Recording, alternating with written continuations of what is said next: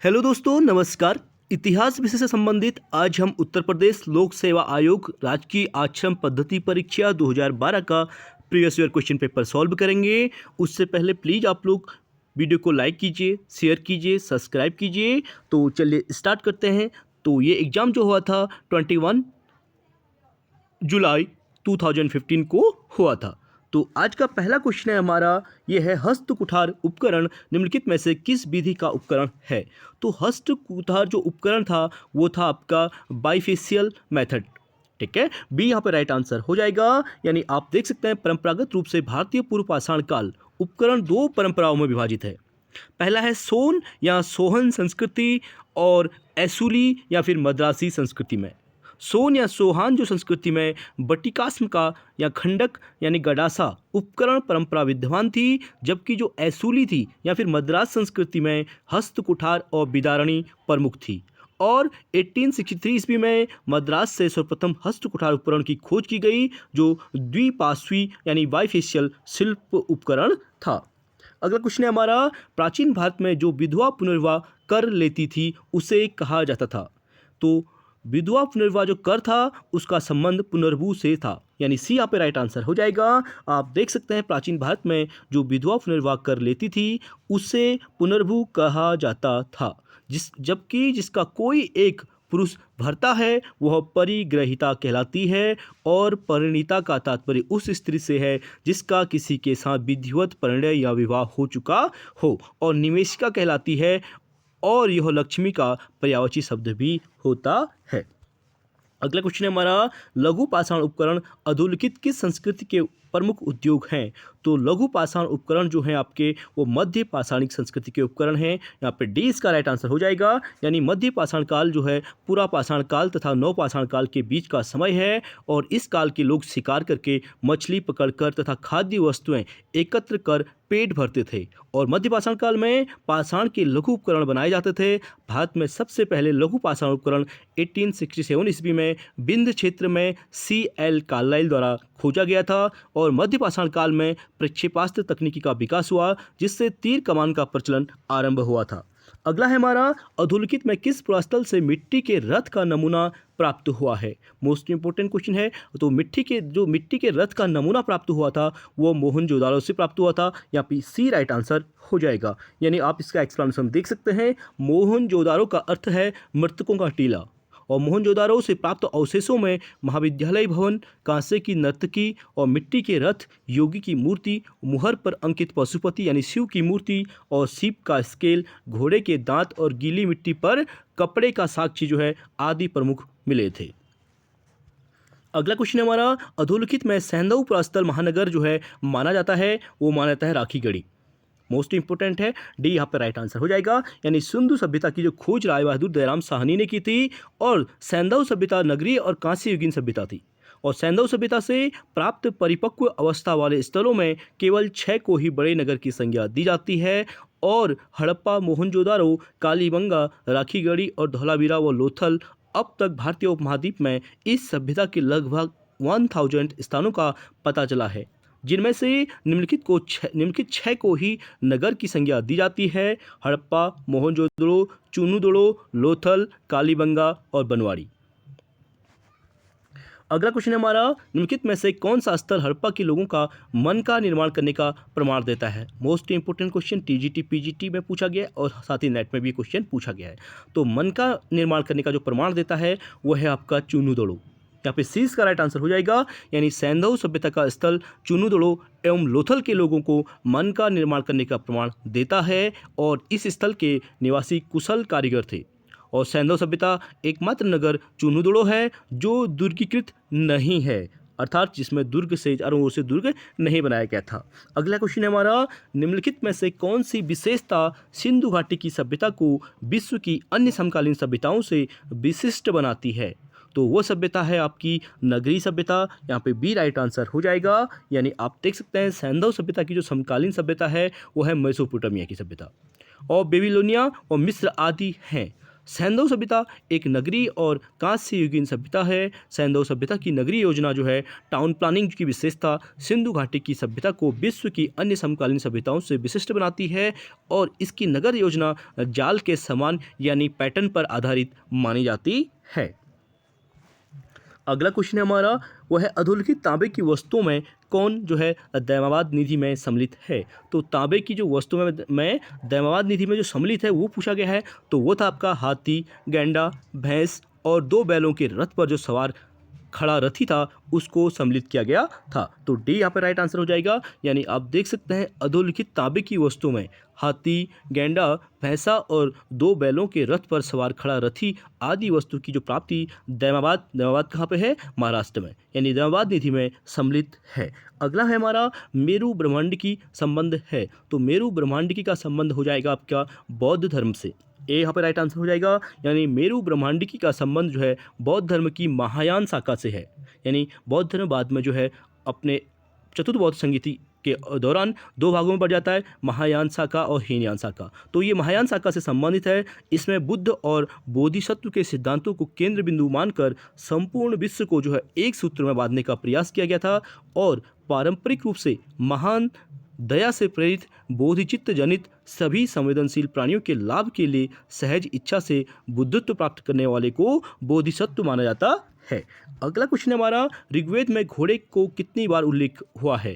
तो ऋग्वेद में घोड़े का जो उल्लेख हुआ है यहाँ पे राइट आंसर नहीं दिया गया है। तो एक्सप्लेनेशन आप देख सकते हैं। ऋग्वेद में आर्यों की जो प्रारंभिक जीवन में कृषि की उपेक्षा पशुपालन का जो है अधिक महत्व था और पशुओं में जो गाय की सर्वाधिक महत्ता थी। और ऋग्वेद में गो और वृषभ पद क्रमशः 176 और 170 बार प्रयुक्त हुए हैं। यानी अश्व आरंभिक आर्यों का पाला गया दूसरा महत्वपूर्ण पशु था और ऋग्वेद के 2 विस्तृत स्रोतों में अश्व की प्रशंसा की गई है। ऐसा प्रतीत होता है कि ऋग्वेद जो है पशुपालक समाज में अश्वारोही पर कबीले के प्रधानों की प्रभुता बनी हुई थी। इसीलिए ऋग्वेद में अश्व और उसके पर्याय का जो प्रयोग हुआ है 215 यानी 215 बार हुआ है। तो यहाँ पे 215 राइट आंसर नहीं दिया गया है, इसलिए एक्सप्लेनेशन आपको रीड कर सकते हैं। 215 यहाँ पे राइट हो जाएगा। नेक्स्ट क्वेश्चन की बात करेंगे, शतपथ ब्राह्मण का संबंध किस वेद से है। मोस्ट इंपोर्टेंट, बहुत बार रिपीटेड क्वेश्चन है। तो शतपथ ब्राह्मण का संबंध हो जाएगा आपका यजुर्वेद से। वेद त्रयी में 3 वेद शामिल हैं, ऋग्वेद, यजुर्वेद, सामवेद। तो इसका संबंध आपका यजुर्वेद से है। यानी शतपथ ब्राह्मण ग्रंथ का संबंध यजुर्वेद से है।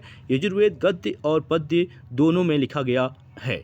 मोस्ट इंपोर्टेंट, यह एकमात्र ऐसा वेद है जो गद्य और पद्य दोनों में लिखा गया है और यजुर्वेद में यज्ञों के नियमों एवं विधि विधान का संकलन मिलता है।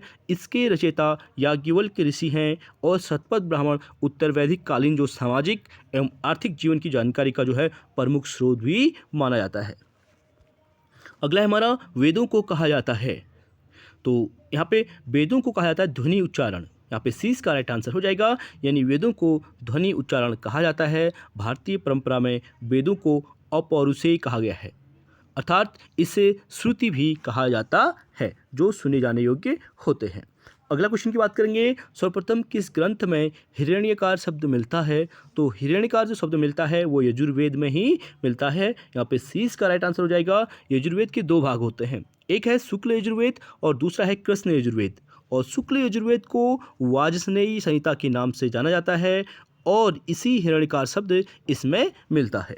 नेक्स्ट क्वेश्चन की बात करेंगे, प्रसेनजीत कहाँ का राजा था। तो प्रसेनजीत जो था वो कौशल का राजा था। यहाँ पे 20 का राइट आंसर हो जाएगा। यानी बौद्ध ग्रंथ के अंगुत्तर निकाय और जैन ग्रंथ भगवती सूत्र में 16 महाजनपदों का उल्लेख मिलता है। मोस्ट इंपोर्टेंट है, आप नोट डाउन कर सकते हैं। और 6ठी शताब्दी ईसा पूर्व में इन जनपदों के विभिन्न राजा हुआ करते थे, जिसमें कौशल की राजधानी श्रावस्ती थी और यहाँ का राजा प्रसेनजीत बुद्ध का समकालीन था। और कौशल महाजनपद आधुनिक फैजाबाद सहित कुछ समीपवर्ती जिलों को मिलाकर बना था। अगला हमारा, भागवत धर्म का पहला ज्ञान यूनानी अनुयायी कौन था। तो भागवत धर्म का जो पहला ज्ञात यूनानी अनुयायी था वो था आपका हेलियोडोरस। सी यहाँ पे राइट आंसर हो जाएगा। यानी वैष्णव धर्म के विषय में प्रारंभिक जानकारी उपनिषदों से मिलती है और इसका विकास जो है भागवत धर्म से हुआ है। नारायण के पूजक मूलतः पांचरात्रिक कहे जाते थे। कृष्ण का प्रथम उल्लेख जो है छांदोग्य उपनिषद में मिलता है। नोट डाउन कर सकते हैं, इंपॉर्टेंट है यहाँ पे कि कृष्ण का जो प्रथम उल्लेख मिलता है वो हमें छांदोग्य उपनिषद में मिलता है और वैष्णव धर्म के प्रवर्तक कृष्ण थे। और भागवत धर्म का जो पहला ज्ञात यूनानी अनुयायी था वो हेलियोडोरस था। यह तक्षशिला के यवन शासक एंटियालकिड्स का राजदूत था जिसने विदिशा में वासुदेव के सम्मान में गरुड़ स्तंभ स्थापित किया था। अगला है हमारा लुम्बिनी किसका जन्म स्थान है। तो लुम्बिनी की बात करें तो वो सिद्धार्थ यानी गौतम बुद्ध का जन्म स्थान है। सी यहाँ पे राइट आंसर हो जाएगा। आप देख सकते हैं बौद्ध धर्म के संस्थापक गौतम बुद्ध थे। इन्हें एशिया का ज्योतिपुंज कहा जाता है। मोस्ट इंपोर्टेंट, यह भी रिपीटेड क्वेश्चन है, बहुत बार पूछा गया है कि एशिया के पुंज के नाम से किसे जाना जाता है। तो यहाँ पे गौतम बुद्ध राइट आंसर हो जाएगा। और गौतम बुद्ध का जन्म 563 ईसा पूर्व में कपिलवस्तु के लुम्बिनी नामक स्थान पर हुआ था। इनके बचपन का नाम सिद्धार्थ था और सिद्धार्थ के माता का नाम माया देवी और पिता का नाम सुद्धोदन था। अगला क्वेश्चन है हमारा अनेकांतवाद किसका विशेष लक्षण है। तो अनेकांतवाद की बात करेंगे तो ये जैन धर्म से संबंधित है। यहाँ पे ए इसका राइट आंसर हो जाएगा। यानी जैन धर्म के संस्थापक एवं प्रथम तीर्थंकर ऋषभदेव थे। महावीर स्वामी 24वें तीर्थंकर थे। जैन धर्म के दार्शनिक पक्षों में स्याद्वाद एवं अनेकांतवाद सम्मिलित हैं। स्याद्वाद ज्ञान की सापेक्षता को मानता है तथा अनेकांतवाद भौतिक जगत एवं जीवों की अनेकता को सापेक्षिक रूप से सत्य मानता है। और जैन धर्म आत्मा, कर्म एवं पुनर्जन्म को मानता है जबकि ईश्वर को मानता नहीं देता है। और महावीर स्वामी ने जैन धर्म में जो 5वां महाव्रत जोड़ा था उसे ब्रह्मचर्य कहा जाता है। अगले क्वेश्चन की बात करेंगे निम्न में से किससे अर्थफलक संबंधित है। तो अर्थफलक का संबंध है आपका श्वेतांबर संप्रदाय से। यहाँ पे बी इसका राइट आंसर होगा। आप देख सकते हैं अर्थफलक यानी श्वेतांबर संप्रदाय का विकसित रूप है और इसका प्रमाण जो हमें मथुरा कंकाली टीले से प्राप्त शिलापट्ट में एक जैन साधु की प्रतिकृति में दिखाई देता है। वहाँ एक साधु जो है कर्ण यानी बाएं हाथ से वस्त्रखंड के मध्य भाग को पकड़कर नग्नता को छिपाने का प्रयास कर रहा है और हरिभद्र के संबोध प्रकरण से भी इसकी जानकारी हमें प्राप्त होती है। अगला क्वेश्चन है हमारा अधोलिखित में कौन योग सूत्र के रचयिता हैं। तो योग सूत्र के रचयिता की बात करेंगे तो यहाँ पे पतंजलि राइट आंसर हो जाएगा यानी सी। आप देख सकते हैं भारत में 6 दर्शनों में योग दर्शन का संबंध जो है पतंजलि से है। उन्होंने योग सूत्र ग्रंथ की रचना की है। इसमें जो है जीवन को स्वस्थ रखने के उपाय के बारे में बताया गया है। यानी वर्तमान में बहुत से लोग योग को अपना रहे हैं और बहुत सारी बीमारियों का इलाज भी योग के माध्यम से हो रहा है। और अन्य दर्शनों में जैसे चार्वाक दर्शन हो गया, सांख्य दर्शन हो गया, न्याय दर्शन की बात करें, पूर्व मीमांसा और उत्तर मीमांसा दर्शन भी आते हैं। अगला है हमारा घोषिताराम कहाँ स्थित है। तो घोषिताराम जो है आपका कौशाम्बी में स्थित है। सी यहाँ पे राइट आंसर हो जाएगा। यानी घोषिताराम जो है कौशाम्बी में स्थित है। इसे प्रसिद्ध श्रेष्ठी घोषिताराम ने महात्मा बुद्ध के निवास के लिए बनवाया था। घोषिताराम उद्यान के निकट ही सम्राट अशोक ने एक स्तूप का निर्माण करवाया था।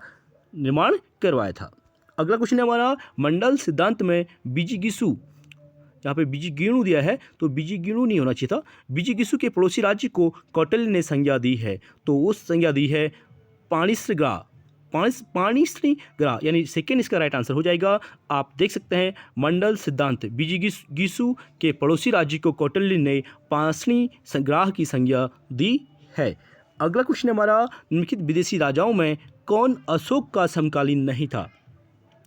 तो अशोक के जो समकालीन नहीं था वो डेरियस सेकेंड यहाँ पर राइट आंसर हो जाएगा क्योंकि एंटियोकस थियोल, टॉलमी फिलाडेल्फस और मगस ये तीनों अशोक के समकालीन थे। जो नहीं था वो था डेरियस सेकेंड। आप देख सकते हैं डेरियस सेकेंड जो है दारा द्वितीय यानी पर्शियन साम्राज्य का शासक था और इसका कार्यकाल 423 ईसा पूर्व से 404 ईसा पूर्व के बीच माना जाता है। जबकि सम्राट अशोक का कार्यकाल 273 ईसा पूर्व से 232 ईसा पूर्व के बीच माना जाता है। और अशोक के 13वें शिलालेख में 5 विदेशी शासकों के नाम मिलते हैं जिसमें अंत्योक यानी सीरियाई नरेश, तुर्मई यानी मिस्र का, अंतिकिनी यानी मेसिडोनिया का, मग यानी एपिरस का और अलिक सुंदर जो है सीरीन का उल्लेख मिलता है। तो डेरियस सेकेंड का उल्लेख यहाँ पे नहीं है। अगला क्वेश्चन हमारा अशोक का सरेकुन अभिलेख स्थित है। तो अशोक का जो सरेकुन अभिलेख है वो है आपका कंधार में। ठीक है, ए यहाँ पे राइट आंसर हो जाएगा। यानी अशोक का जो सरेकुन अभिलेख कंधार में स्थित है यह अरामेइक एवं ग्रीक लिपियों में लिखा गया है।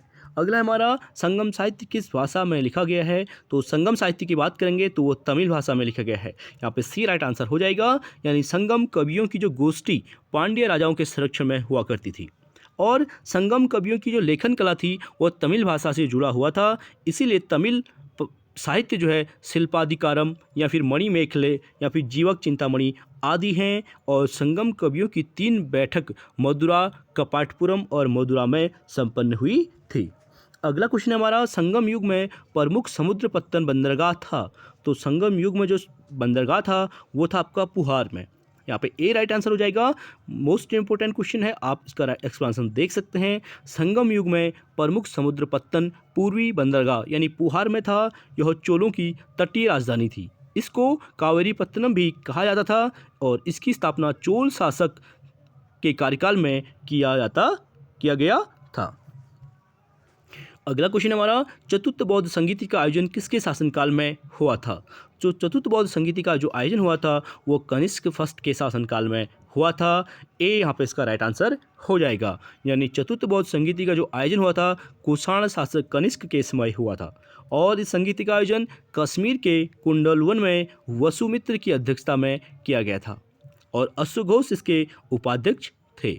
बौद्ध ग्रंथ विभाग शास्त्र का संकलन यहीं हुआ था और बौद्ध धर्म जो है महायान और हीनयान में 2 भागों में इसी बौद्ध संगीति के बाद बढ़ चुका था। यहाँ से क्वेश्चन पूछा जाता है, इसका जो है कश्मीर किसके शासनकाल में हुआ था और कहाँ हुआ था ये पूछा गया है, लेकिन इसके उपाध्यक्ष बहुत कम पूछा जाता है। इसको पूछे जाने की संभावना है, आप इसे नोट डाउन कर सकते हैं। यानी इसके उपाध्यक्ष जो थे वो अश्वघोष थे, वसुमित्र इसके अध्यक्ष थे और उपाध्यक्ष अश्वघोष बनाए गए थे। अगले क्वेश्चन की बात करेंगे तो बुद्ध की मानव रूप में जो प्रस्तुति हुई थी किस समय हुई थी। तो बुद्ध की जो मानव रूप में प्रस्तुति हुई थी वो हुई थी कुषाण युग में। यहाँ पे बी राइट आंसर हो जाएगा। यानी भारत में कुषाण कालीन जो मूर्ति निर्माण की 2 शैलियां प्रचलित थी। यानी पहली थी गांधार कला और दूसरी थी मथुरा कला और इन शैलियों में बुद्ध की प्रतिमाओं का निर्माण किया गया। फिर भी मथुरा कला के अधीन जो है बुद्ध की मूर्तियों का निर्माण सबसे पहले हुआ। इसी समय बुद्ध की मूर्तियों के पूजन का प्रचलन भी शुरू हुआ था जिनकी प्रस्तुति जो है मानवीय रूप में की गई थी। अगला क्वेश्चन है हमारा, निम्नलिखित मंदिरों में से किसका संबंध चोलों से है। तो चोलों का संबंध है आपका बृहदीश्वर मंदिर। सी यहाँ पर राइट आंसर हो जाएगा। चोल शासक राजराज प्रथम ने 1985 से 1014 ईस्वी तक शासन किया था। उसने दक्षिण भारत में स्वायत्तशासी लोक प्रशासन स्थापित किया तथा भूमि की पैमाइश का सर्वेक्षण कराया था। ये भी यहाँ पे पूछा गया है कि भूमि की पैमाइश कराने वाला चोल शासक कौन था। तो राजराज प्रथम यहाँ पे राइट आंसर हो जाएगा। और उसने तंजौर में बृहदेश्वर मंदिर का निर्माण करवाया था। इसे राजराजेश्वर मंदिर के नाम से भी जाना जाता है और राजराज प्रथम ने श्रीलंका पर आक्रमण किया था। अगला क्वेश्चन हमारा, चोलकालीन प्रशासनिक जो व्यापारियों के कल्याण की देखरेख करती थी वो था नगरम। ठीक है, डी यहाँ पे राइट आंसर हो जाएगा। नगरम जो है चोलकालीन प्रशासनिक व्यापारियों के कल्याण की देखरेख करती थी। नगरम व्यापारिक वस्तुओं पर कर वसूलती थी। अगला क्वेश्चन हमारा, मिहिरभोज का ग्वालियर अभिलेख प्रतिहारों की उत्पत्ति का संकेत करता है। तो मिहिरभोज का जो ग्वालियर अभिलेख है प्रतिहारों की उत्पत्ति का संकेत जो है लक्ष्मण से करता है। यहाँ पे डी इसका राइट आंसर हो जाएगा। यानी गुज्जर प्रतिहार शासक मिहिरभोज का जो ग्वालियर अभिलेख था जो एक प्रशस्ति के रूप में है। इसमें मिहिरभोज के राजनीतिक एवं सांस्कृतिक उपलब्धियों का वर्णन है और इस अभिलेख में प्रतिहारों की उत्पत्ति लक्ष्मण से मानी गई है। अगला क्वेश्चन हमारा, प्रथम गुप्त शासक जिसने परम भागवत की उपाधि धारण की थी। तो पहला गुप्त शासक कौन था जिसने परम भागवत की उपाधि धारण की थी। वो था आपका चंद्रगुप्त द्वितीय। यानी सी इसका राइट आंसर हो जाएगा। आप देख सकते हैं चंद्रगुप्त द्वितीय प्रथम गुप्त शासक था जिसने परम भागवत की उपाधि धारण की और सांची अभिलेख के अनुसार बताया गया है और उसका अन्य नाम देवगुप्त या देवराज या फिर देवश्री भी बताया गया है। ये अन्य नाम भी पूछे गए हैं, आप इसको नोट डाउन कर सकते हैं। अगला क्वेश्चन है हमारा, जिसने प्रसिद्ध मामल्लपुरम नगर की स्थापना की वह शासक था। तो मामल्लपुरम नगर की स्थापना की थी आपके नरसिंह वर्मन प्रथम के द्वारा। बी इसका राइट आंसर हो जाएगा। यानी पल्लव वंशी शासक नरसिंह वर्मन प्रथम ने पुलकेशिन द्वितीय को 642 ईस्वी में परास्त किया था और राजधानी बादामी पर अधिकार कर महामल्ल और वातापिकोंड की उपाधि धारण की थी। इसी ने मामल्लपुर यानी महाबलीपुरम के नगर की स्थापना की थी और महाबलीपुरम के एकात्मक रथों का निर्माण जो है नरसिंहवर्मन प्रथम ने ही करवाया था। अगला क्वेश्चन है हमारा, महाराजाधिराज की उपाधि धारण करने वाला प्रथम गुप्त शासक था। तो महाराजाधिराज की उपाधि धारण करने वाला जो पहला गुप्त शासक था वो था आपका चंद्रगुप्त प्रथम। यहाँ पे 20 का राइट आंसर हो जाएगा, यानी गुप्त शासक चंद्रगुप्त प्रथम 319 ईस्वी में सम्राट बनता है। उसने महाराजाधिराज की उपाधि धारण की तथा चंद्रगुप्त प्रथम ने लिच्छवी राजकुमारी कुमार देवी से विवाह किया था और चंद्रगुप्त प्रथम के समय गुप्त वंश शक्तिशाली हो गया था। इसके अतिरिक्त चंद्रगुप्त और चंद्रगुप्त द्वितीय इस वंश के महत्वपूर्ण शासक हुए थे। अगला क्वेश्चन हमारा, खारवेल ने अधोलिखित में से अपने किस शासनकाल में तंसुली से अपनी राजधानी तक नहर का पुनर्निर्माण करवाया था? Most important question, TGT PG दोनों में पूछा गया है।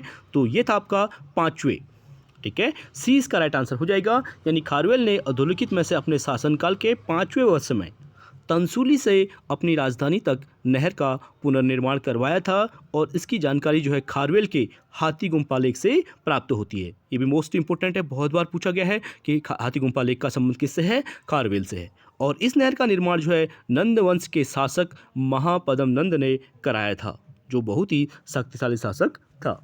अगला क्वेश्चन हमारा, पुंडवर्धन अधोलिखित किस स्थान से समीकृत किया गया है? तो पुंडवर्धन का संबंध है आपका उत्तरी बंगाल। यहाँ पे 20 का राइट आंसर हो जाएगा, यानी गुप्तकालीन प्रशासन में प्रांतों को भुक्ति कहा जाता था और गुप्त साम्राज्य अनेक भुक्तियों में विभक्त था, जिसमें पुंडवर्धन भुक्ति का समीकरण जो है उत्तरी बंगाल से समीकृत किया जाता है।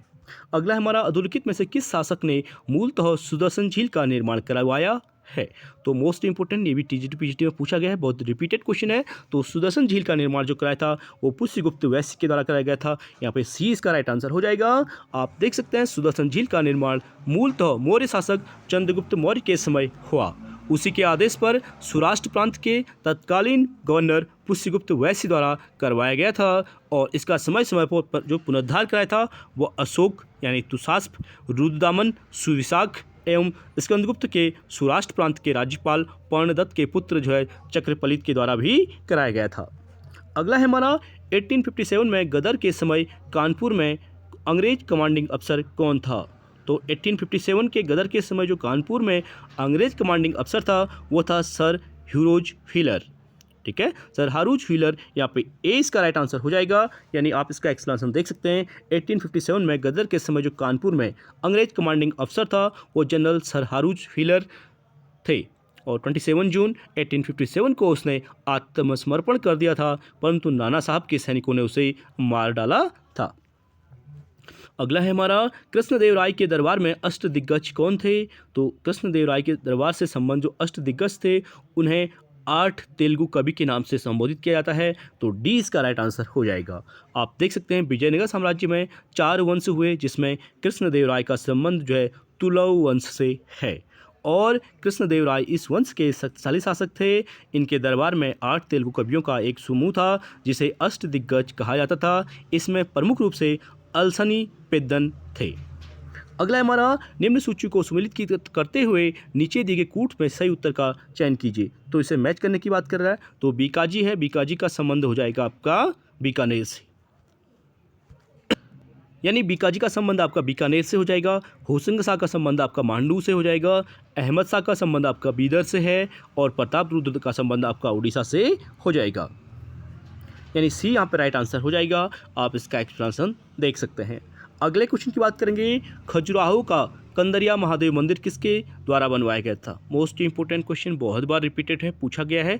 तो कंदरिया महादेव का जो मंदिर बनाया था वो विद्याधर के द्वारा बनाया गया था, यानी आप देख सकते हैं कंदरिया महादेव का मंदिर का निर्माण धंगदेव के पुत्र विद्याधर चंदेल के द्वारा किया गया था, यानी विद्याधर चंदेल 1017 से 1029 ईस्वी चंदेल वंश का महानतम शासक था। यह मध्ययुगीन स्थापत्य एवं शिल्पकला का उत्कृष्ट उदाहरण है। इसके बाद से ही यहाँ स्थापत्य कला का पतन जो है प्रारंभ हो गया था। यह मंदिर इस समय का सबसे अधिक विकसित सप्तरथ शैली की मंदिर शैली में जाना जाता है। अगला हमारा, दिल्ली सल्तनत काल में खराज था। तो खराज का संबंध दिल्ली सल्तनत के काल में हिंदू जमींदार से एकत्रित भूमि कर जो लिया जाता था उसे खराज कहा जाता था। यहाँ पे डी इसका राइट आंसर हो जाएगा। यानी आप एक्सप्लेनेशन इसका देख सकते हैं। दिल्ली सल्तनत काल में खराज जो है गैर मुसलमानों से लिया जाने वाला कर था, जो भूमि कर 1/3 से 1/2 तक लिया जाता था और यह कर जो है हिंदू जमींदारों से एकत्रित भूमि कर था। अगला क्वेश्चन हमारा, बलबन प्रसिद्ध था अपने, बलबन जो है अपने रक्त और लौह की नीति के लिए प्रसिद्ध था। तो ए यहाँ पर राइट आंसर हो जाएगा। यानी बलबन जो है 1265 से 87 ईस्वी के बीच इसका शासनकाल रहा और यह इल्तुतमिश का गुलाम था। इसका वास्तविक नाम बहाउद्दीन था। बलबन अपने विरोधियों के प्रति जो है लौह और रक्त की नीति अपनाई गई थी और इसी के समय प्रसिद्ध फारसी कवि अमीर खुसरो और अमीर हसन थे और बंगाल में तुगरिल का विद्रोह इसी के समय हुआ था। मोस्ट इंपोर्टेंट, बहुत बार पूछा गया है कि बंगाल में जो तुगरिल विद्रोह हुआ था किस शासक के शासनकाल में हुआ था, तो ये बलबन यहाँ पर राइट आंसर हो जाएगा। अगले क्वेश्चन की बात करेंगे, विजयनगर किस नदी के तट पर स्थित था। तो विजयनगर का संबंध है आपका तुंगभद्रा नदी के तट पर। यहाँ पे सी इसका राइट आंसर हो जाएगा। यानी MBT मोहम्मद बिन तुगलक के समय दो भाइयों हरिहर और बुक्का ने माधव विद्यारण्य संत से आशीर्वाद प्राप्त कर दक्षिण भारत में 1336 ईस्वी में स्वतंत्र विजयनगर साम्राज्य की नींव डाली। यह नगर तुंगभद्रा नदी पर स्थित था। विजयनगर पर 4 वंशों ने शासन किया, जिसमें जो है संगम वंश, सोलह वंश, तुलव वंश और अरविड वंश हैं। अगला क्वेश्चन है, निम्नलिखित में से किस सुल्तान ने तुर्कान ए चहलगामी का दमन किया था। Most important question. तुर्कान ए चहलगामी जो है एक 40 सरदारों का एक दल या संगठन था जिसे तुर्कान ए चहलगामी कहा जाता है और इसको बनाया था किसके द्वारा, इल्तुतमिश के द्वारा। और इसका जो दमन किया गया था वो बलबन के द्वारा किया गया था। यानी डी यहाँ पे राइट आंसर हो जाएगा। आप इसका एक्सप्लेनेशन देख सकते हैं। दिल्ली सल्तनत के सुल्तान बलबन ने तुर्कान ए चहलगामी का दमन किया था। उसने सुल्तान की प्रतिष्ठा को स्थापित करने के लिए रक्त एवं लौह की नीति अपनाई थी। अगला क्वेश्चन हमारा, गुलाम वंश के किस सुल्तान ने शुद्ध अरबी सिक्कों को चलाया था। तो गुलाम वंश के कौन सा सुल्तान था जिसने शुद्ध अरबी सिक्कों को चलाया था, वो था आपका इल्तुतमिश। यहाँ पे ए राइट आंसर हो जाएगा। यानी इल्तुतमिश जो है तुर्किस्तान यानी मध्य एशिया का इल्बरी तुर्क था। यह ऐबक का गुलाम था तथा इल्तुतमिश राजधानी लाहौर से स्थानांतरित करके दिल्ली लाया था। इसीलिए इसे दिल्ली सल्तनत का वास्तविक संस्थापक कहा जाता है, क्योंकि कुतुबुद्दीन ऐबक ने लाहौर से ही अपनी राजधानी चलाई थी। और इल्तुतमिश ने शुद्ध अरबी के सिक्के चलवाए, जिसमें चांदी का टंका और तांबे का जीतल मोस्ट इंपोर्टेंट है। यहाँ से भी क्वेश्चन पूछा गया है, चांदी का टंका और तांबे का जीतल। अगला है हमारा, जलालुद्दीन फिरोज खिलजी का किलोखड़ी में राज्याभिषेक किस सन में हुआ था। तो जलालुद्दीन जो फिरोज खिलजी था उसका किलोखड़ी में जो राज्याभिषेक हुआ था वो हुआ था 1290 में। सी यहाँ पे राइट आंसर हो जाएगा। यानी आप इसका एक्सप्लेनेशन देख सकते हैं। खिलजी वंश का संस्थापक जलालुद्दीन फिरोज खिलजी था। उसका राज्याभिषेक 13 जून 1290 ईस्वी को हुआ था। जलालुद्दीन खिलजी दिल्ली का प्रथम सुल्तान था जिसने उदार निरंकुशतावाद के आदर्श को बनाए रखा। उसने किलोखड़ी के महल में अपना राज्याभिषेक करवाया था। अगला क्वेश्चन है हमारा, सल्तनत काल में अमीर हाजिब अधोलिखित में से किसका पदाधिकारी था। तो अमीर हाजिब जो था वो था आपका दरबार के शिष्टाचार को कार्यान्वित करना तथा इसके वैभव को बनाए रखने के लिए। यहाँ पे सी इसका राइट आंसर हो जाएगा। इंपॉर्टेंट क्वेश्चन है, नोट डाउन कर सकते हैं। यानी आप इसका एक्सप्लेनेशन देख सकते हैं। सल्तनत काल में जो अमीर हाजिब का कार्य था वो दरबार के शिष्टाचार नियमों को कार्यान्वित करना और इसके वैभव को बनाए रखने के लिए था। अगला क्वेश्चन हमारा, अलाई दरवाज़ा अधोलिखित किस स्थान पर स्थित है। तो अलाई दरवाज़ा का संबंध है आपका दिल्ली। यहाँ पे ए इसका राइट आंसर हो जाएगा। यानी अलाई दरवाज़ा दिल्ली में स्थित है। इसका निर्माण अलाउद्दीन खिलजी ने करवाया था। यह पहली इमारत है जिसमें वास्तविक गुंबद का प्रयोग किया गया है। अगला है हमारा, रजिया को उत्तराधिकारी बनाने वाली शाही विज्ञप्ति की रचना इल्तुतमिश के लिए किसने की थी। तो वो की थी मुशरिफ अल मुमालिक के द्वारा। सी यहाँ पे राइट आंसर हो जाएगा। यानी रजिया को जो उत्तराधिकारी बनाने वाली शाही विज्ञप्ति की रचना का आदेश जो है 1232 ईस्वी में इल्तुतमिश ने मशरिफ ममलकत ताजुल मुल्क मोहम्मद दबीर को दिया था और इल्तुतमिश ने ग्वालियर अभियान के बाद एक संस्मारक मुद्रा प्रचलित की गई जिस पर इल्तुतमिश के साथ रजिया का नाम भी अंकित हुआ था। आज का अंतिम क्वेश्चन है हमारा, फतेहनामा ग्रंथ का संबंध है।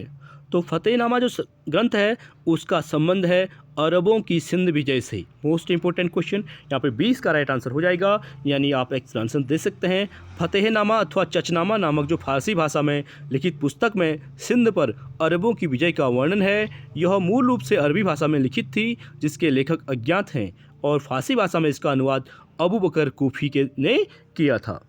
तो चलिए फ्रेंड्स, आज के लिए इतना ही। आई होप वीडियो पसंद आएगी। प्लीज़ वीडियो को लाइक शेयर और सब्सक्राइब जरूर कीजिए। बाकी 51 से नेक्स्ट क्लास में करेंगे। Thank you so much.